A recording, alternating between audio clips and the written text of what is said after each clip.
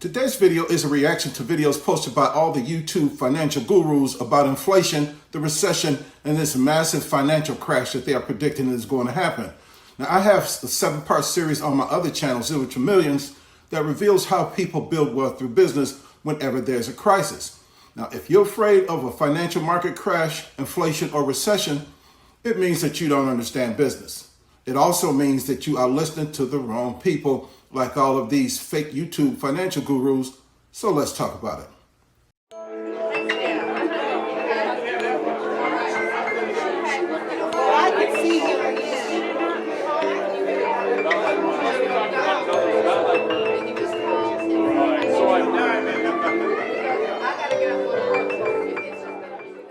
The first 20 years of my professional career was spent as an intelligence analyst working for the National Security Agency.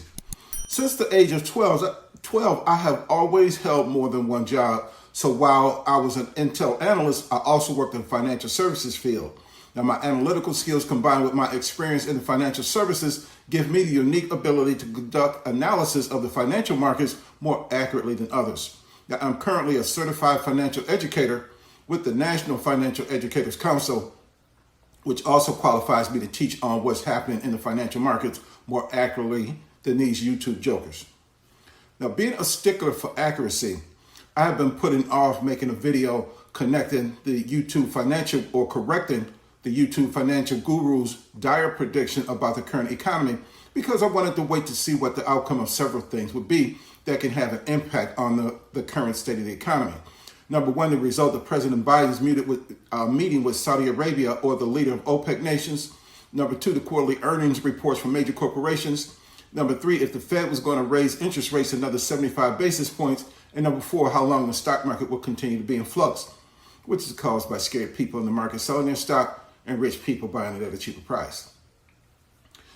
Now, President Biden's meeting with the leader of OPEC, or the Organization of Petroleum Exporting Countries, that's important because he can negotiate with them an increase in oil production in order to lower the prices at the pumps. Now, sometimes you'll see gas pump prices increase as a result of taxes or price gouging greed. However, most of the time, the prices will rise at the pump due to our commitment to keep earnings stable for the oil in the world market.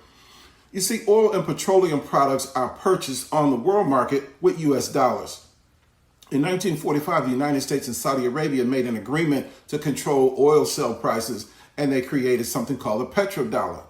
Now, the petrodollar is paid to OPEC countries for oil exported from their countries, and the power of the purchase of the petrodollar relies on the value of the U.S. dollar. When the value of the U.S. dollar drops on the world market, we, meaning you and me, have to pay the difference to compensate OPEC for the lost value. Now, the way that we pay is through higher prices at the pumps. Now, this agreement is critical to maintain because if the world stops buying oil in dollars, the value of the dollar will drop like a rock and the U.S. economy will collapse overnight. And the reason I say it'll happen overnight is because while we're asleep in America, the markets are open and doing business on the other side of the world. And if the U.S. economy collapses, we won't learn about it until we wake up the next morning. So President Biden's recent meeting with OPEC is an important factor to include in any accurate financial analysis that is related to the current state of inflation. At the time I was preparing to shoot this video, it's 12 noon on 18 July 2022, and the quarterly earnings report for major corporations were due to be published today. Now, those reports are important because corporate performance gives you an insight into the health of the economy. Corporate earnings reports include items such as net income, earnings per share, earnings from continuing operations, and net sales. If corporate earnings performance is weak, it could lead to recession, job loss, and a weak economy. So if the performance records are glowing, then it indicates a strong economy and it gives the Fed a signal that it can increase the cost of corporate borrowing without causing a recession. Now, I'm afraid to get too nerdy when it comes to talking about the Fed or the Federal Reserve Bank because I don't want you to get bored and click off. So let me just state this real quick and move on, all right? Corporate earnings are compared to the same quarter in previous years along with market expectations to determine if their performance was good or bad. Now, corporate earnings increased by a staggering amount during the second quarter of 2021 The S&P 500, for example, increased by more than 90% that quarter last year, which means it will be difficult to beat that this year. Okay, so in order to grow a business to the seven-figure level, you must conduct SWOT, which stands for strengths, weaknesses, opportunities, and threats in your business. Now, a threat facing 2022 corporate earnings is margin compression. Okay, and that is when profit margins decrease as earnings increase. See, margin compression is difficult to avoid during periods of intense inflation, and earnings for the S&P 500 corporations are expected to grow by 15% during the second quarter of 2022, thanks to a boost in revenue provided by inflation. But at the same time, higher prices and higher wages and higher borrowing costs means that profit margins are expected to fall by 18 basis points, and this could influence the Fed's plans to raise another 75 basis points. Now, how long will the stock market continue to be in flux?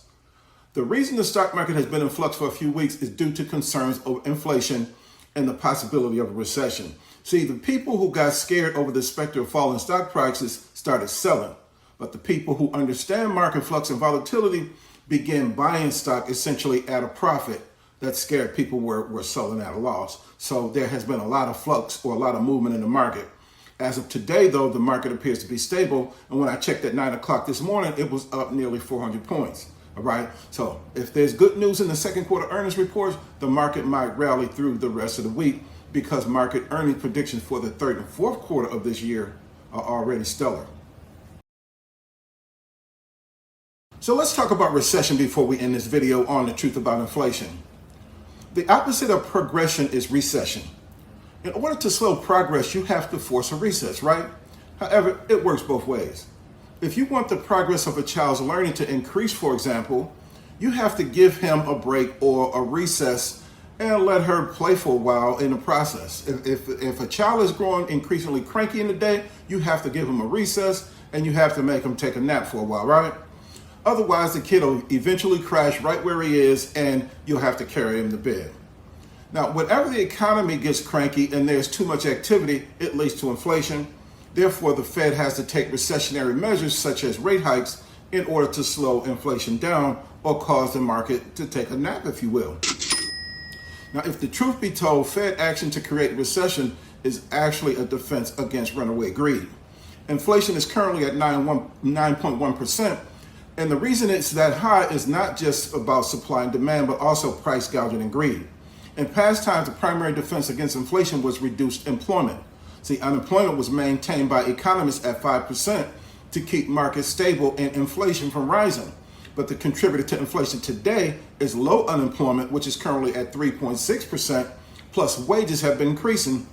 When there is more people with jobs and higher earnings, more money starts to flow through the economy, and the increasing demand for goods and services, even when there is adequate supply, starts to trigger a rise in prices. And that's happening because business owners can see that more people are earning higher wages, thus they have more money to spend. So business owners have raised prices due to greed.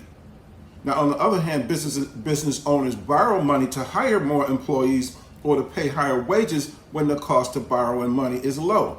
See, they raise prices then in order to retire their debt early. So to end that activity, the Fed raises the cost to borrow money to reduce hiring and business spending. Now, 70% of the American economy is based on consumer spending, right? In order to slow inflation, which is, again, a fight against greed and overconsumption, money must be taken from the people that are spending it. Therefore, money is taken away from business owners and African Americans. Now, I know you just said, wait, what do African Americans have to do with it? It's because we are the largest consumer group in America. So who has to lose the most jobs and the most money to slow down inflation in a consumer-based economy? You guessed it, black people, right? Now, that is one reason why we are the last hired and the first fired. Therefore, black people, it is way past time that we do something to take control of our financial destiny and break free of being used as pawns in the fight against inflation. 72% of us live paycheck to paycheck, 77% are stuck in debt, and 60% of us have no savings. And using my 45 years of business experience and educational expertise, I created an online class called Money Does Grow on Trees. It'll help you eliminate your financial struggles by showing you how to grow money on your family tree. See, God designed family to be the primary organization for wealth generation, which means every family has the power to become wealthy. Fortune 500 corporations have used the knowledge in this class for over a century to produce wealth for their family of companies. See, they understand that generational wealth is built on the power of family, not money. Now, don't pass on this opportunity to receive life-changing information that is new and true that nobody told you. If you are ready to end your financial struggles, then scan that QR code right now. Now, if you think that you can't afford to pay for this class, the truth is you can't afford not to. See, the word afford is actually a type of prison mindset designed to keep you locked in your current financial situation. Rather than saying you can't afford it, break out of that prison mindset by writing down the money moves that you need to make in order to get it. If you play the afforded game and you put off getting the plan for 2 to 12 months, you won't realize until after you get it just how much money you lost by waiting. When it comes to wealth building knowledge, brothers and sisters, you must do what you can with what you have to get it now. Now, I also want to invite you to check out my new YouTube channel, Zero to Millions, where you will find financial education information that is new and true that nobody told you. Now, I helped 1,238 of my clients build $1.98 billion for their families collectively. That averages out to $1.6 million per family. Now, you can keep listening to these YouTube financial gurus if you want to, or you can subscribe to a channel with a man that has 45 years of experience actually teaching families and individuals and business owners how to make millions. All right? Amen. Well, that's all that I have for now. Don't forget to subscribe to this channel, share this video with your family and friends, and I'll be back with something new that nobody told you. Until then, remember that God loves you, I love you, and there's nothing you can do about it. And I'll see you next time on Zero to Millions.